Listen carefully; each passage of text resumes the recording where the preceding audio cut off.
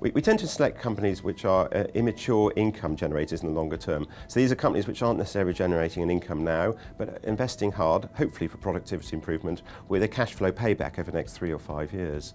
An example might be something like Way Education, which we invested in perhaps a couple of years ago to improve its online education systems, and that's led to rapid growth of the business and its share price appreciation. Perhaps another example, less mature at this stage, is a company called Crossrider, which is involved in internet security. It helps online security for individuals. It came into the portfolio when it was actually at a discount to cash. It's been investing some of that cash in newer areas, and then we're beginning to see the payback on that as well. We're particularly interested in making absolute returns for clients over the longer term. We're not immune from market movements, of course.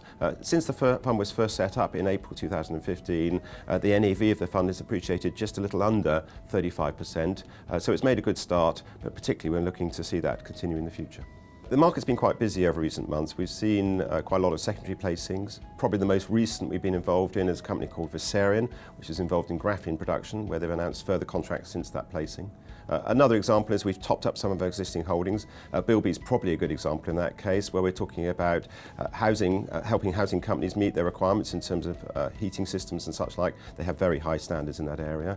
We've taken some profits along the way as well. Avingtrans has made an acquisition, and we took some profits after that acquisition. And perhaps another example is that we have taken some profits on some of our larger holdings, which have got very large. IQE has continued to perform very strongly, but we've taken some profits on that. And we've sold our holdings in IG Design, basically because it became too big for the fund.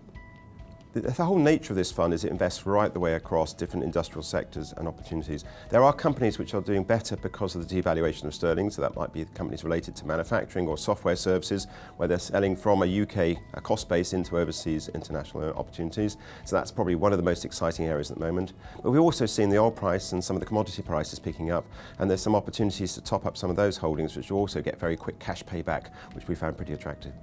I think what we've got to look for is companies which are very resilient, well positioned in their marketplace, but most particularly have the opportunities to invest for productivity improvement.